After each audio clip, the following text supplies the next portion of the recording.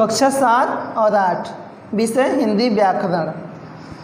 पाठ 1 भाषा, लिपि और व्याकरण।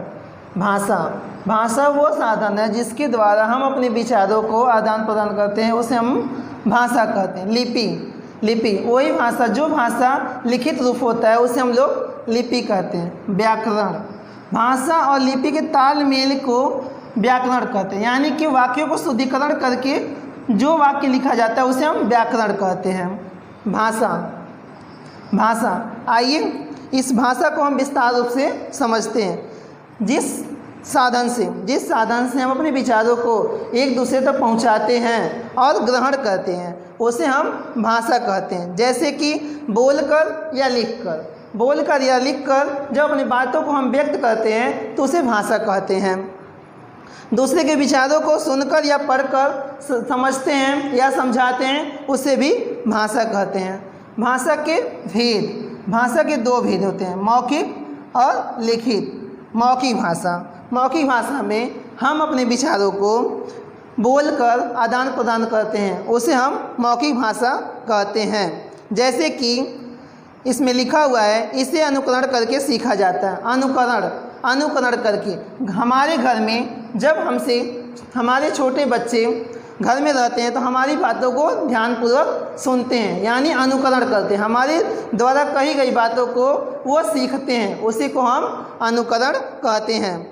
आपसी बातचीत भाषण, रेडियो और टीवी पर प्रसारित कार्यक्रम आदि भाषा के रूप हैं। आपसी बात, हम और आप, हम दोनों आपस में बात करते हैं, एक दूसरे के विचारों को विमर्श करते हैं, उसे हम भी मौखिक भाषा कहते हैं। भाषण नेता द्वारा दिए गए उपदेशों को या विचारों को हम ग्रहण करते हैं, उसे मौखिक भाषा कहते हैं। रेडियो पर चलने वाले न्यूज़ इत्यादि कार्यक्रम को भी मौखिक भाषा कहते हैं। यह भाषा अस्थायी नहीं होती है, मौखिक भाषा अस्थायी नहीं होती। इसे सुरक्षित करने के लिए इसे सुरक्षित नहीं रखा जा सकता, लेकिन आज के समय में, वर्तमान समय में किंतु mobile phone, pen drive, email आदि के माध्यम से इस भाषा को हम सुरक्षित रख सकते हैं। मौखिक भाषा को हम सुरक्षित रख सकते हैं। आगे हमारा है लिखित भाषा, जिसे हम अपने विचारों को लिखित के माध्यम से, यानी लिखकर एक दूसरे से साझा करते हैं, व्यक्त करते हैं, अपनी भावनाओं को उसको बताते हैं या उसके विचारों को ग्रहण करते हैं, उसे लिखित भाषा कहते हैं। जैसे कि लिखित भाषा एक अस्थायी रूप होता है, जैसे कि पत्र। लिखित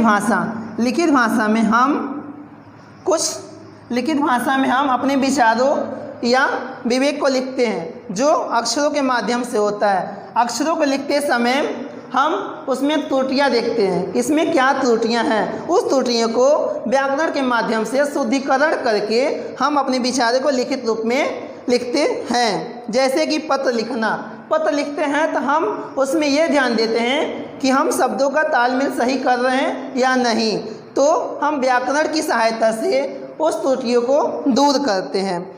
कविता या कहानी लिखते हैं तो उसमें हम अधिकतर व्याकरण का प्रयोग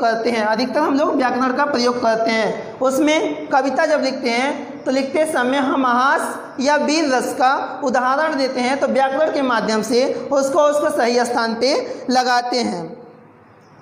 कोई भी लिखित सूचना आज लिखित भाषा के रूप है। लिखित भाषा का रूप होता है।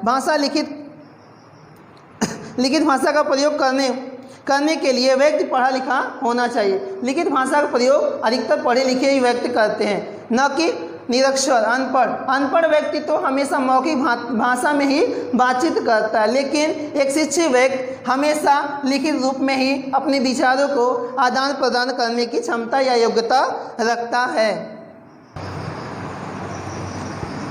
भाषा की इकाइयाँ, जैसे कि अब हमने पहले पढ़ा है भाषा के रूप यानी भेद, मौखिक और लिखित। अब हम भाषा की इकाइयों पे आते हैं, जैसे कि ध्वनि,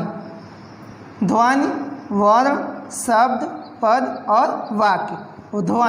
ध्वनि है जो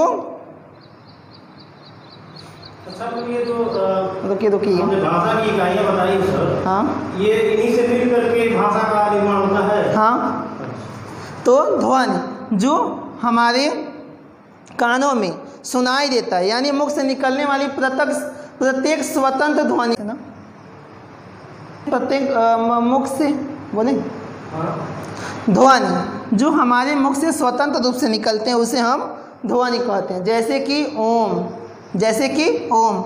अब वर्ण, ध्वनि के माध्यम से जो ध्वनि हम सुनते हैं वही हमारे मुख से वर्ण यानी अक्षर में निकलता है। जैसे कि अ, आ, ये हमारे वर्ण हैं, पहले हमने ध्वनि सुना, फिर उसके बाद से वर्ण, तो हमारे मुख से जो वर्ण निकलते हैं वो ऐसे अ, आ, शब्द, सब वर्णों के सार्थक समूह, मतलब वर्णों को हम मिलाकर, जैसे कि रा म, हम वर्णों को मिलाकर शब्द बनाते हैं जिसका सार्थक अर्थ निकलता है राम।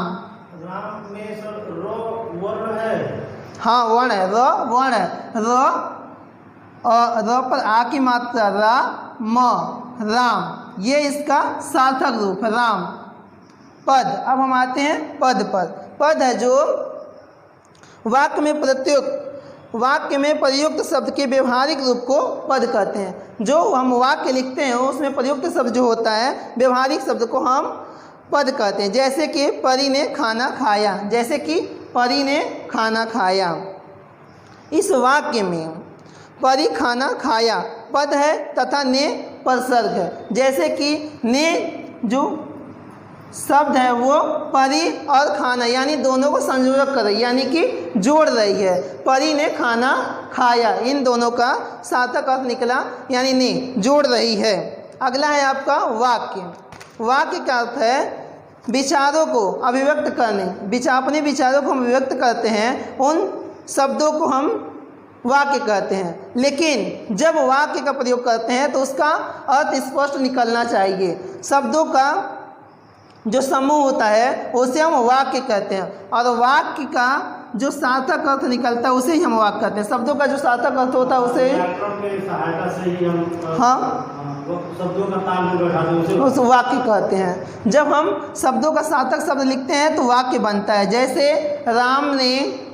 खाना खाया या निधि ने खाना खाया, ये शब्दों का सार्थक शब्द है और रूप है, उसी को हम वाक्य कहते हैं।